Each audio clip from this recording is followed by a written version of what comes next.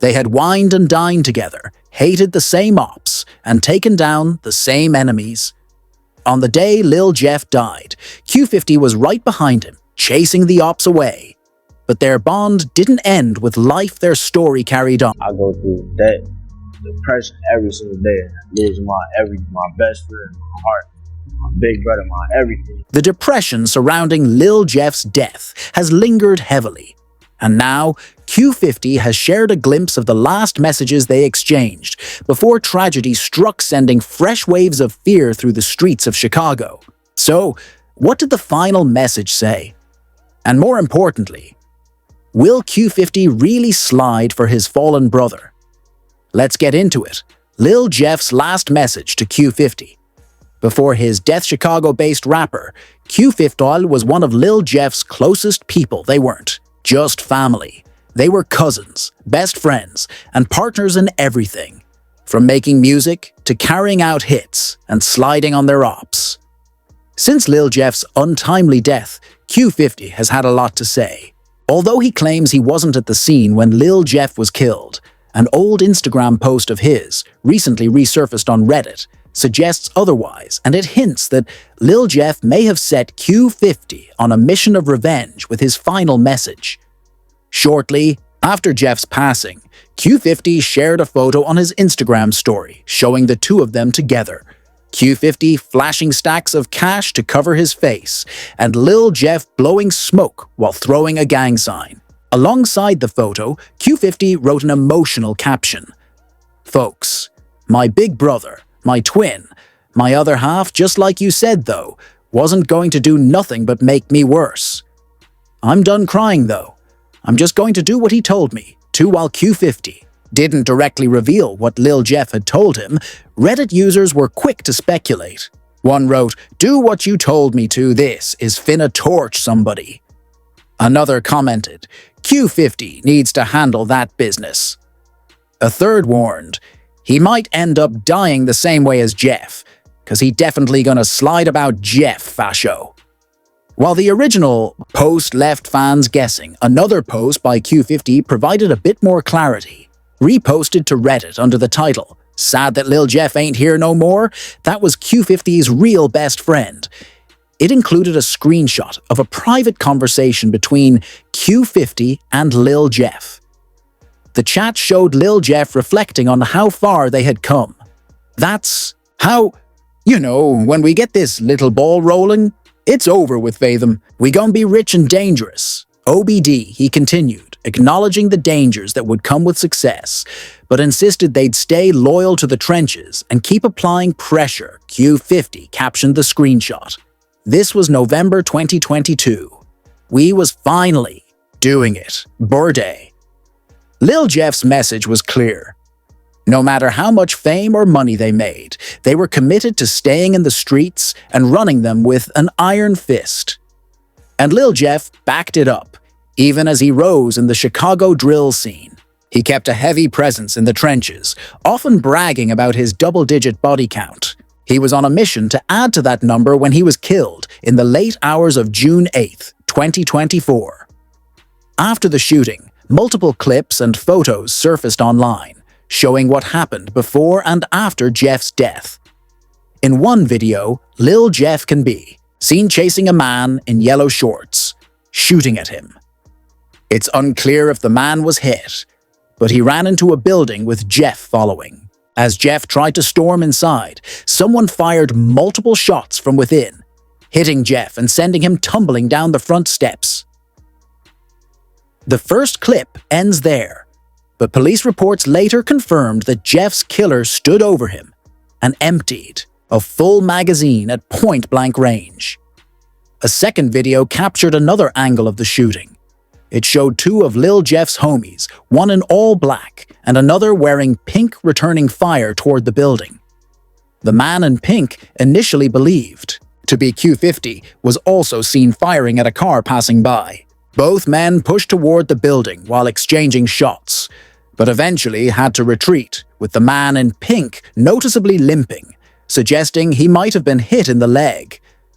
Before fleeing, footage captured a getaway driver circling back to the scene to grab a final glimpse of Lil Jeff's body, lying on the porch. According to police radio transmissions, Jeff's homies later returned to retrieve his body and rushed him to the hospital. A photo soon surfaced online showing two men carrying Jeff's lifeless body, with many initially believing the man in pink was Q50. However, Q50 quickly addressed the rumors. In an interview with No Jumper, he firmly stated he wasn't at the scene when Jeff was killed, denying any involvement in the gun battle. I wasn't even there, right? I wasn't even know. I'm saying I was done, man. I wasn't even know. During the interview, Q50 also opened up about the pain of losing Lil Jeff, admitting that he almost lost his mind while grieving the death of his beloved cousin. Reflecting on the deep bond they shared, he said Q50 also opened up about losing Lil Jeff and said I go through every single day. My dead grandma, my granddad ashes. I go through that depression every single day. Losing my best friend, my heart, my big brother, my everything. Despite Q50's insistence that he wasn't at the scene of Lil Jeff's murder, many fans on Reddit weren't convinced. They suggested Q50 was only trying to get off the feds' radar. One Reddit user commented, "Trying to get off the feds' radar," while another pointed out that Q50 was seen on crutches during Lil Jeff's funeral, possibly because he had been shot in the leg during the firefight. When my man had crutches at Jeff's funeral, stop the cap, one user wrote.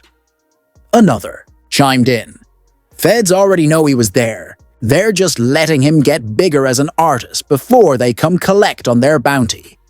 Several months after the incident, the Chicago Police Department made its first arrest connected to Lil Jeff's death, apprehending a man named Robert Coleman, aka Trap City Rob. Fans had identified Rob as a suspect just days after the shooting, when some Reddit users discovered that he owned the building where Lil Jeff was killed, after an old video surfaced of Rob smoking weed in front of that same house. Although Rob was initially charged with Lil Jeff's murder, the charges were later dropped due to a lack of concrete evidence, despite an eyewitness placing him at the scene. Instead, Rob was hit with a lesser charge of unlawful possession of a handgun. Before his arrest, Rob had kept a low profile. But after being taken into custody, his attitude changed drastically. No longer denying involvement or calling for peace, Rob began openly mocking Lil Jeff and his Bloodhound crew. He even released a brutal diss track where he targeted his ops. In a dimly lit studio, Rob rapped, "Don't fall, you better not trip. These talking about sliding, I just watched him slip. This is not a game. Better get a grip before we put your ass up in the sky just like a blip." Rob's diss track came months after a video surfaced online showing several Trap City members, including Rob, celebrating Lil Jeff's death. In the video, the group debated whether to visit the front porch where Jeff was killed. At one point, someone can be heard asking, "Why y'all don't want to go to the porch?" Moments later, the group headed over to the house, where they mockingly recreated Jeff's murder, a blatant provocation that enraged Bloodhound members and escalated the already deadly feud. The Trap City versus Drill City feud. For the past few years, Chicago's streets have been the battleground for one of the deadliest gang rivalries in the drill scene, Drill City versus Trap City, a conflict largely fueled by the late Lil Jeff himself. Many hoped Jeff's death would slow the violence, but instead it only intensified the bloodshed, leading to a string of retaliatory killings with no end in sight. Tragically, most victims caught in this cycle have been young adults, just like Lil Jeff, who was only 21 when he died. Before diving into the bloody details of this feud, it's important to understand the two factions involved. Drill City, also known as Bloodhound, is a teenage street gang operating mainly between 79th Street and Maryland Avenue. Known for violent robberies and shootings, the Bloodhounds often brag about their crimes in their music. Due to their ruthless reputation, they have very few allies and are primarily beefing with two gangs, BKN and Trap City. Trap City, on the other hand, is a subset of the Gangster Disciples. They control territory around 67th and Champlain, specifically between 67th and 69th Streets, from St. Lawrence to Cottage Grove. Unlike the Bloodhounds, Trap City has close alliances, particularly with C.W. Bass, creating a powerful and dangerous network on Chicago's South Side. Interestingly, Bloodhound wasn't always enemies with Trap City. In fact, Drill City, Trap City, and 400 East originally formed an alliance under the Bloodhound umbrella. However, internal conflicts, specifically between Drill City and Trap City, shattered the alliance, leading to deadly street wars. What sparked this intense feud? Surprisingly, it all started over a chain. Yes, a piece of jewelry ignited one of Chicago's bloodiest rivalries. Before the fallout, members of Drill City and Trap City were so tight-knit that it was hard to tell which gang an individual belonged to. Old photos posted online and resurfacing on Reddit in September 2024 show just how close they were. One photo features Bloodhounds Lil Jeff and Q50 posing alongside Trap City's Taro. Another shows Bloodhounds Vert alongside Trap City Rob.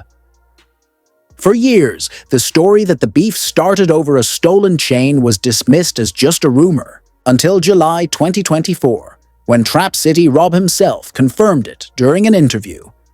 Rob and Trap City Taro revealed they were once cool with the Bloodhounds, until Lil Jeff allegedly ran off with one of their homies' chains. Rob explained. Stole the chain, bro. We tried like to stole one.